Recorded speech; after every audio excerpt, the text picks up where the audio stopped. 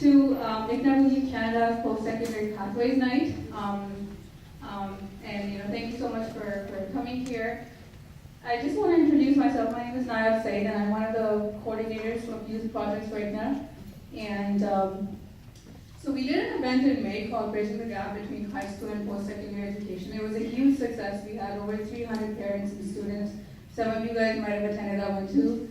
On top of that, we had mentors, over 60 mentors from different backgrounds. Some of them were young students, some of them young professionals, others more established professionals. We also had Mississauga News covered the event, Rogers TV was on scene. So overall, it was a huge success, and based on feedback that we received from all of you guys did want similar events in the future. And we promised that stemming from Bridging the Gap Giant, we will be having several mini-series that will be more focused, and today is one of them, related to selection, application, and making sure you guys are successful in entering post-secondary institutes. So the question is, why does ICNA do this? We are a community-based organization. We base our initiatives based on the needs of the community. And we have seen that there's a growing concern that high school guidance is insufficient.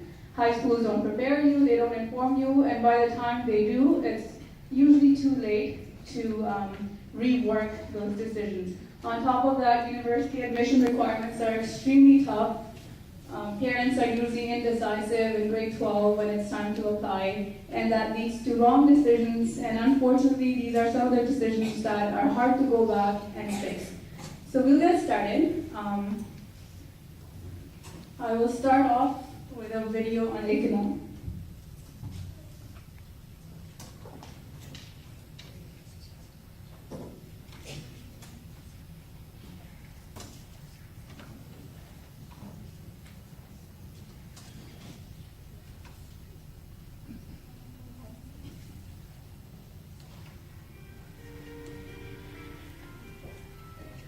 A family is undoubtedly the single most important influence in any person's life. Human children are naturally vulnerable, and their welfare depends on the love, affection, and protection provided by their families. The world is not a perfect place, and everyone is not lucky enough to have a family. Families can be torn apart by natural calamities as well as man-made disasters.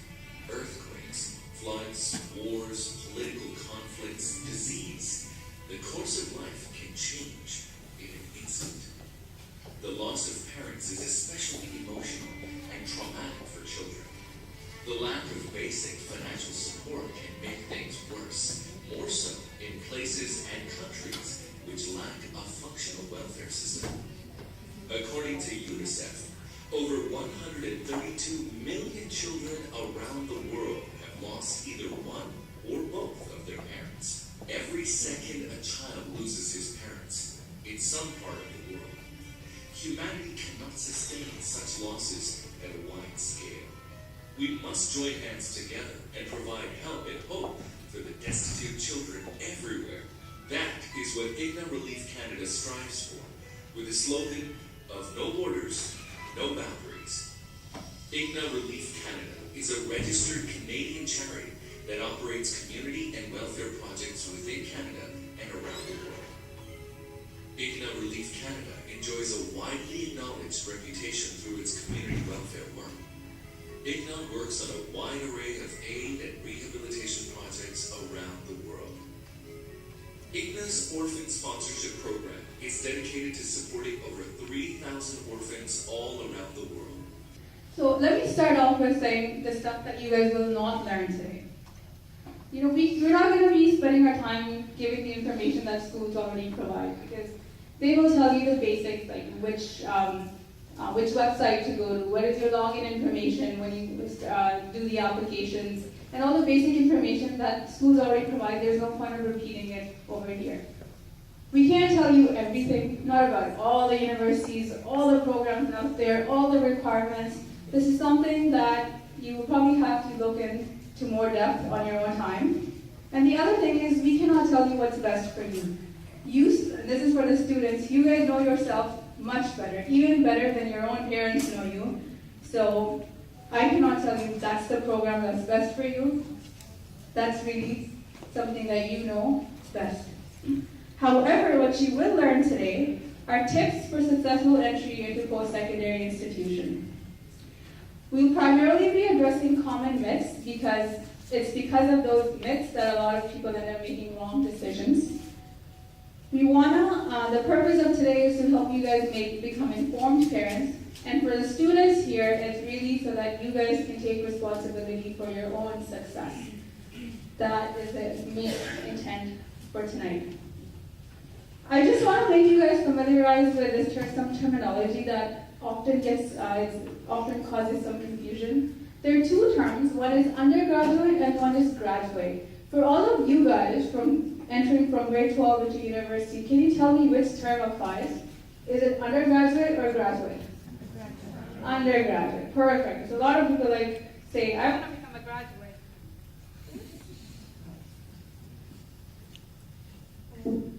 Hello. Yeah, so people say I want to become a graduate, not an undergraduate. It's the undergraduate degree that you guys all will be aiming for after grade 12. That's the one applies. Wherever you see the term graduate, ignore it.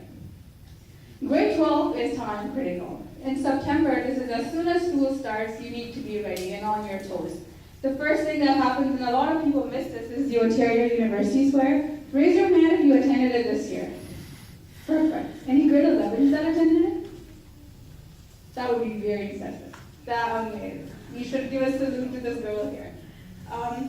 So the Ontario University Square is where a lot of the universities will come and give information.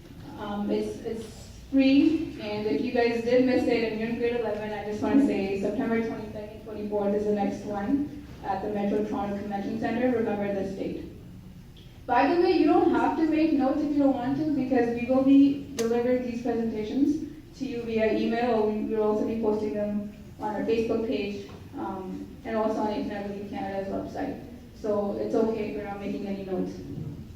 Then in October to November time is where you need to have all the information, which is basically this time around. Both students and parents should be doing their own research, look up universities, different colleges, programs, critical dates, requirements, etc. This is the time to really master all that.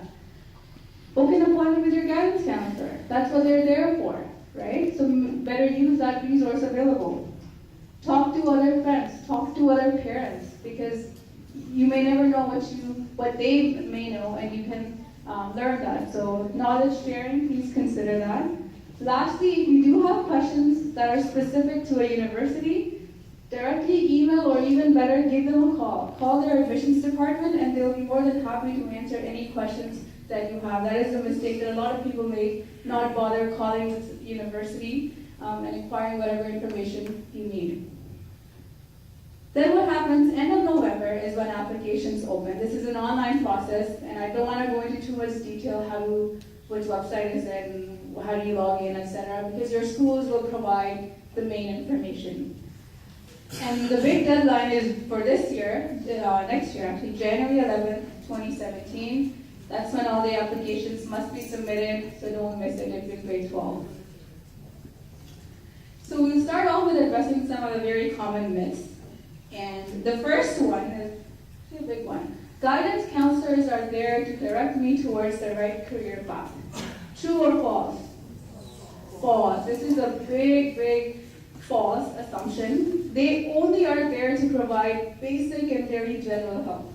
But that being said, please do book an appointment with your guidance counselor and do this early.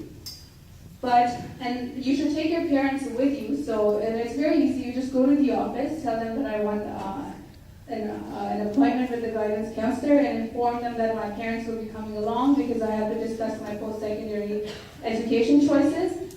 And it's as simple as that, so don't ignore that part. But one thing I will suggest is don't go into an appointment with a guidance counselor blindly. Please do your research and have very specific questions in mind that you can answer, and so that you can direct your conversations as opposed to letting them direct the conversation, because they will confuse you further rather than help you streamline your choices. A lot of them say, do whatever you want to do whatever you're passionate about. They're not going to help you streamline and and narrow down. In fact, by the end of the appointment, unless you have very specific questions, you'll be even more confused than you walked in. So be mindful of that. Second myth is I'm only in grade 11. I don't have to worry. This is also false. One reason is that some universities actually do give early admissions based on grade 11 marks. This is only a few. Overall, I don't want to scare you if you didn't do very, very well in grade 11, because most important marks are your grade 12 first semester and second semester midterm marks. That's it. But that being said, grade 11 students should start looking into university college requirements, especially when you guys are deciding your grade 12 courses and what marks to aim for. So when is the grade 12 course selection deadline for a lot of the schools? Roughly? January? Okay, so it's almost parallel to the university of the application deadline, yeah. So when you're doing those applications, consider your destination. Have you been taking all applied courses? And so will your destination be college? Or is your destination, or are you planning for university? If you are planning for university, what you need are 6 university or mixed college/university courses. These are called 4U/M courses. This is the minimum requirement for university. But that being said, it doesn't mean you can select any 4U or M course. Some programs will have very specific 4U course requirements. So that is why I said that you need to go and consider what the requirements are in advance before doing your grade 12 course selection. I'm going to give you an example. For example, eInfo is a great website if you want to explore different programs and universities. Your high school will most likely give you a resource that will identify this website. So I went on it and I said, I'm interested in business studies. And let me just, for research sake, search York University. And I go on the website and I find out, oh, so York University needs English. But not only do they need grade 12 English, what else are they asking for? What does it say? 70% minimum requirement. So that's your first course, English. Second is, I believe this is advanced functions, right? MHF for you. That's your second course that they require. Third one, they say either take calculus or take, I think this is probability, right? Data management. That's your third course. They say calculus recommended. If you're a smart person, you're probably going to take what they recommend. And then 3 additional courses that you have a choice of taking. So for 3 of them, you had no choice. And if this is where you want to end up going, then you have to be considerate of that and take those specific courses. But that being said, it doesn't mean you have no choice. There is a little bit of choice that is available to you. Next myth is, I have been taking applied courses. I will not have a successful career. This is false as well. Ideally, all of you guys should aim for university, and I told you that you need 6 academic courses for that. And applied on the other side leads to college, and that's absolutely fine, right? You really need to do a realistic assessment of your and your son's individual interests and abilities when deciding that.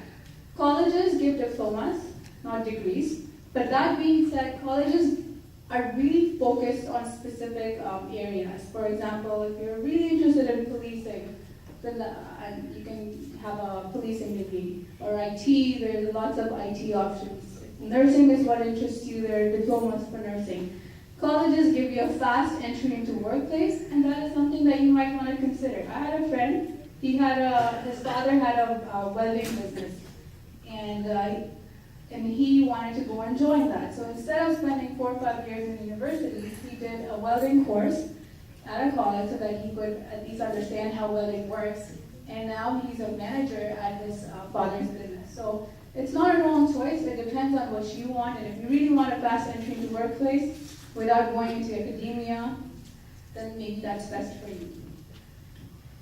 However, if you really get depressed and want to go to university, there is an option to later transfer from college to university. So that option is available for you because some of the universities will basically accept your college credits and they'll transfer it and make it university credits. But if you want more information on that, you really have to look at how it's done again, give universities a call or look up online. So in the end, it's not the easiest way to end up into university, but at least that option is available for you. The next myth is, I am going to apply into 3 universities because otherwise I have to pay more. True, you do have to pay more, but don't risk it. This is quite a risky thing. I would suggest, and this is, I think, not only me, a lot of high schools suggest that, to apply into at least 6 different universities to be on the safe side. Parents, be willing to pay. It's almost $50 additional per choice, but it's going to be worth it at the end, and you might not want to risk this because it's your son or your daughter's future. So let me lead you through an example. Maybe that will help clarify how the application process works. Let's say Sarah's target, if she wants to get into health sciences at the University of McMaster, which is located in Hamilton, Ontario. Sarah finds that they need a minimum of 88% for consideration. And she estimates that her average is going to be 89%. So she goes like, yay, I meet the average, I'm guaranteed in. Is this true or false? False. And I'll explain why this happens, because when you're looking up universities, don't only look at their requirements, also consider the number of seats that they ask for. This is true data. McMaster Health Sciences are taking 180 students only, and among thousands and thousands of applicants. So what they do is they fill up all the seats with higher grades, students with the higher grades, and eventually when all the seats are filled up, there's a cutoff. So previously, McMaster Health Sciences, their cutoffs have been around 91%. Does that mean Sarah gets in? No. So don't risk it. But when Sarah applies, she's smart. She applies into Health Sciences McMaster. She also applies into U of T.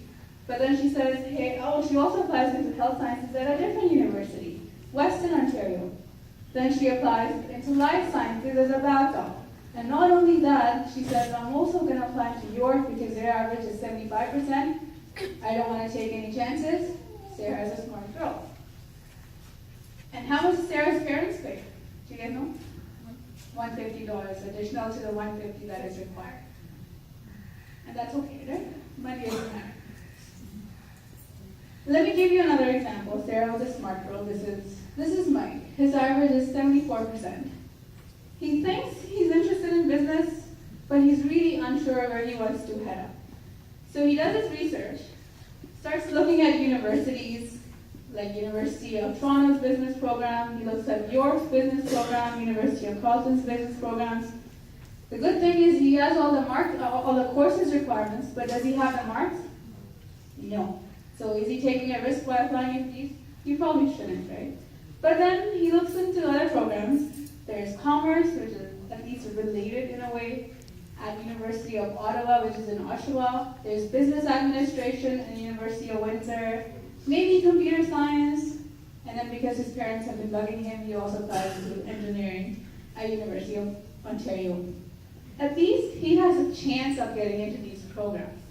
But these universities are far, right? University of Ontario is in Oshawa. Windsor is 4 hours drive from here.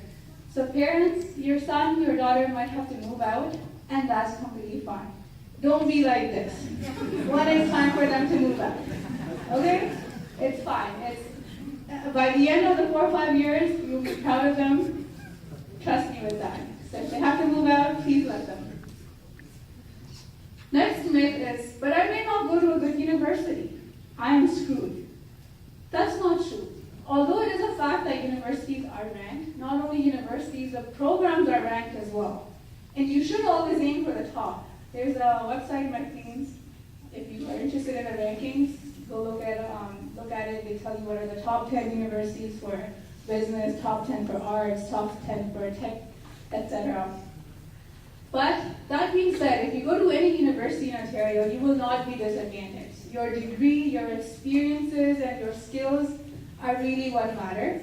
Top universities, okay, this is another thing. Top universities are usually very difficult too. And they're not meant for everyone. Many students end up dropping out or switching programs. So it's better to do something that you can at least stick to than go to a very, challenging university and end up dropping out or switching, and you're going to have to go through the hassle of that later on.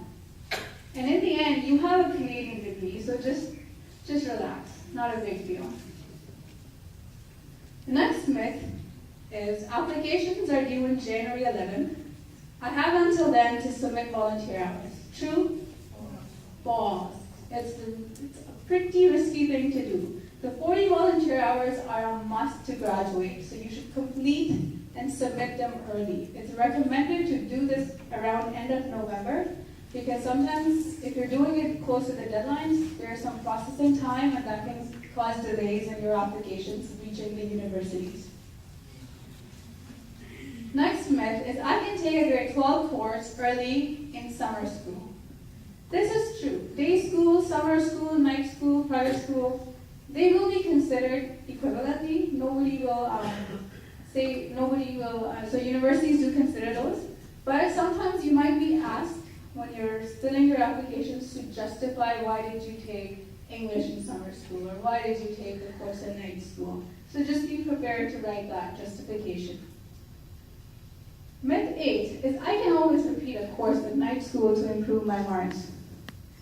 Sure you can, especially if you were close to failing or you have like around 60s, then it's probably a good choice to repeat that course and improve your marks.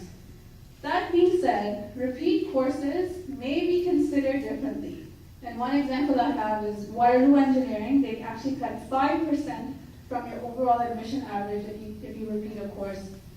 So be mindful of that. And if you're really concerned whether you're taking a repeat course and how will it affect your average, just call the university. And I keep saying call because their admissions department will clarify so many things for you. Myth 9 is I can always stay for another semester and go to university in January instead of September. You guys probably are aware that there are 2 semesters in university. One is September to December, and then it's January to May. So if you decide to start in the January semester, that's fine, but be very careful. Because a lot of programs have specific requirements and they have specific courses that are offered in first semester and second semester. And often you need those first semester courses in order to take the courses in second semester. And then what might happen is that your entire year may get wasted just because you waited to apply in January instead of starting school in September. Myth 10 is it's a good idea to repeat grade 12. If you didn't get any offer, it doesn't mean that's your only choice, right? If you did get some college offers instead, maybe consider the college to university transfer, right? That's another way of getting into universities. Seek your guidance counselor immediately if you do plan on repeating grade 12.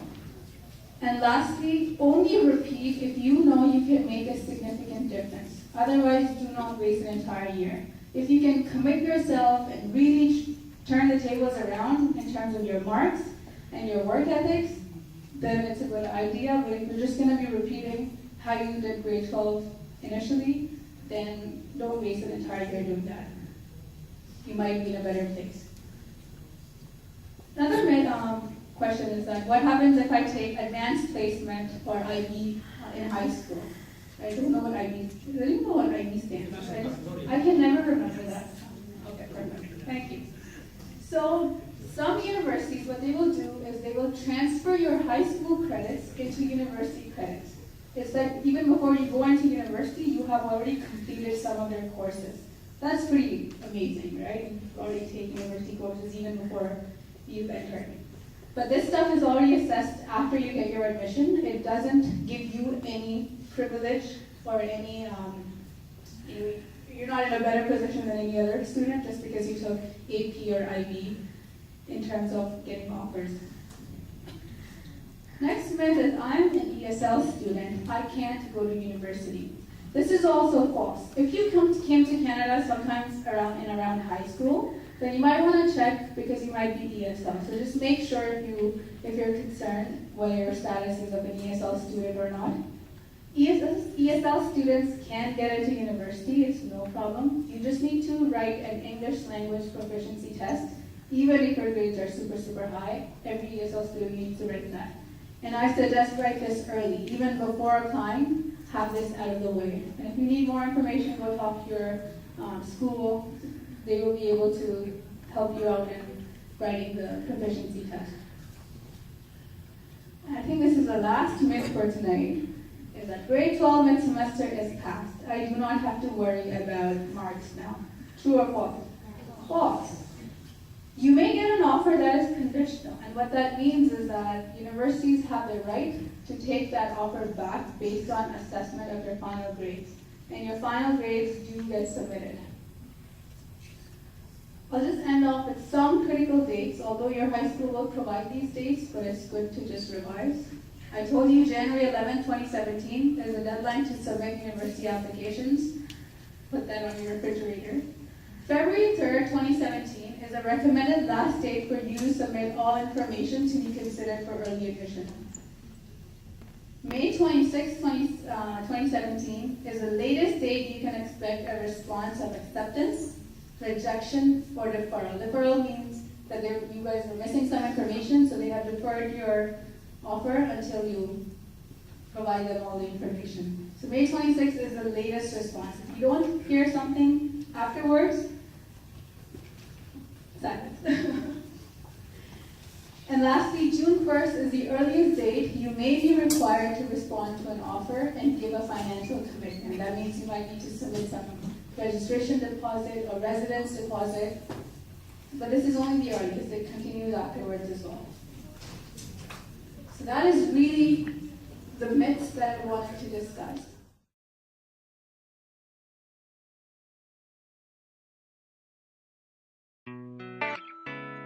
Doing interviews with people and asking them about the event and how they liked it and whether we should continue on doing these events. I found the event very informative. My daughter is one of those that fell through the crack where the guidance counselor didn't really counsel her and give it direct. And so we're actually from Pickering, so I came all the way from Pickering. Oh, really? And we went to the Durham School Board in the summer, and we found out that she was credit short, but it was the Durham School Board that told us. It was not the guidance. So now she's doing online courses, and then she has to do night classes just to try to pick up and stuff like that. So it's a great session, and you guys need to come for it at least. Oh yeah, for sure. I mean, I'm already like I've done high school a while back, but I think like all this stuff, like if I knew it back then, it would be pretty informative and helpful. Yeah. My brother, he's still in grade 12, but. Yeah, and then the biggest thing is in high school, they focus on the kids. They don't get the parents involved. They say, oh, well, we'll have the information session, like at my daughter's school, the university fair. We didn't find out till afterwards. And then she tried to meet the counselor, and then they're like, oh, well, there's a university date. Yeah. But it's all secretive, and you have to read the website, and they're not telling people. They basically tell you, like, just whoever. And then they're focusing on the kids. The kids, they're just struggling for high school. They need to understand that the parents are the ones that needs to be informed as well as the kids, because the kids are just trying to survive and keep their head above water. And the parents need to know what's going on. They're like, well, I told you, kid. Okay, my kid can't remember anything other than the test she needs to write. Oh, yeah, for sure. And do you think it was a good idea to have like all these students who, even I think they're all recent graduates? Yeah, I think it's good because the kids get to see it's not just parents talking. It's reality. These are people that are being in their shoes. People that are currently in their shoes and stuff. So it's relevant. It's not just the parents with lip service. So I found it very informative. Yeah. So your daughter, you said that she's in high school? Yeah, she's grade 12. Okay. Well, it's great, I guess, that you like the event. Yes, so you think we should continue on doing that event? Definitely. A lot of people would say that a lot of this stuff is like typically covered in high school, but it's not covered with the parents though. It's typically covered for the kids, but the kids have to do mining. They're trying to get through high school.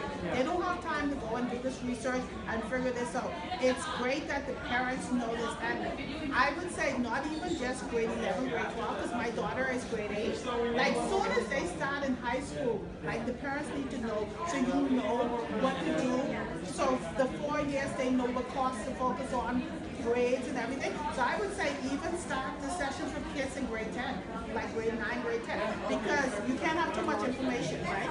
And it's better than them wasting 3 years and then in grade 12 they're struggling, right? Like soon as they get in high school, give them the information. Like do it in the summer, right before kids start school, and let the parents come, and then that way we can guide our children rather than relying on the guidance that we guiding the work.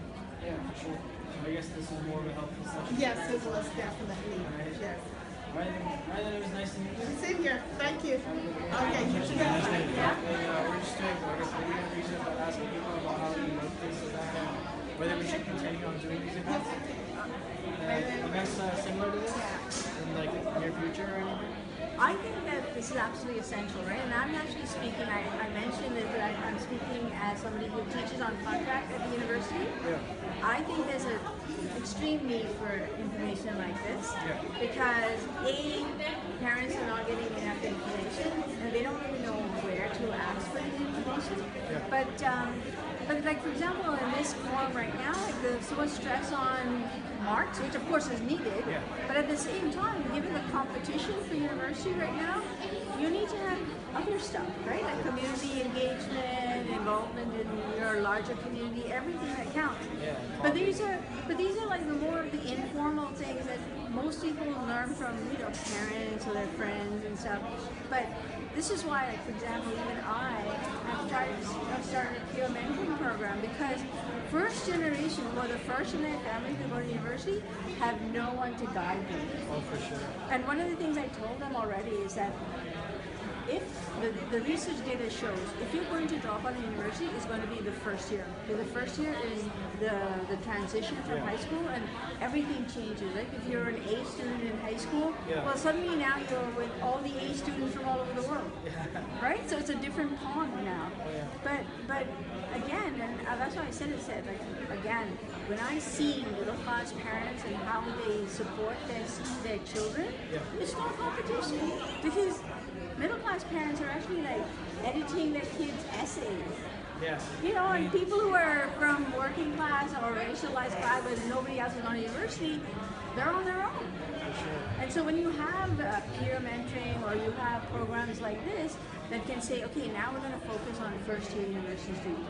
How can we support them so that they are not only going to just get by, but they're going to succeed because now they've got the whole community behind them, right?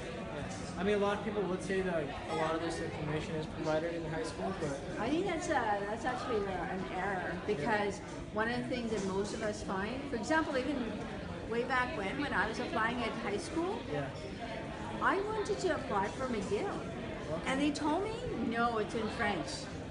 Really? Of course, on my own, I then found out it's in English. And then I applied and I ended up going. No, but my guidance counselor told me it was in French. Wow. But actually, it's kind of common that there's not accurate information, and you really need to try and look for because in stuff. high school there's so many students that have to see everybody, and then they're like just kind of. Well, and also they're going to the lowest common denominator. Because I remember in my grade 13, because we had 13 then, right? Is that they said that they were providing in phys ed in grade 13 for the students because they figured most students would not go anywhere else for education. So they were introducing them to all kinds of sports and phys ed because the assumption was that was where they were going to end. And so anyway, so it is the lowest common denominator. I mean, that's why even now, like people need to know because if your kid's going to go to apply, are they kind of sharp enough to also do academic? Because this is what we call in sociology streaming. Because when you go to one place, there's only one path. And you have to be kind of aware of all of these things, right? And none of them you don't have to come from a wealthy family. You just need to have a community support behind you, right? People going, like those students there in the front, they've already done it. And they can just pass on the information so that nobody has to reinvent the wheel. But absolutely necessary, these sessions. It was nice talking to you. Yeah, nice talking to you too. We're actually just volunteers for it, and we're looking at people and asking them about how do you like this event, and whether we should continue on doing such events? I really liked it. There was a lot of diversity from the panel. We had people from like sciences, from engineering, from humanities, so and from like a broad range of universities. So I thought that was really helpful. Yeah. And I would definitely come to future events. Are you in high school? I'm in high school. Yeah, I'm grade 12. Grade 12. Yeah. So have you applied yet? No, I'm applying in a few weeks. The application opens up in a few weeks. Right? Yeah. Okay. Right. So in high school, like since you're going to high school right now, do they actually have such events still? Well, yeah. So I personally, I went to the Ontario Universities Fair as well, but then because I'm an Ivy student, what we have is we have like recruitment officers come to our school, and they kind of so we had officers from universities all across Southern Ontario. We had a few from like St. Mary's, UBC, and McGill, Dalhousie. But apparently that's not a very common thing. Like not a lot of schools have that. And I also go to Halton, so like I'm not from McGill. Oh, you're Yeah. Because I remember when I was in high school, like, there were probably some events and stuff, but Yeah, they're few and far between, but might have changed up now. But that's true. yeah. So right now, are you always sure about what program you're going to enter? I know what university I want to go to, but not my program. No. Well, that's good because a lot of universities first year is like you don't really pick your major. Right? Yeah. But after that, you have to pick. Yeah. That's cool. Nice to meet you. Alright, Nice to meet you. Alright,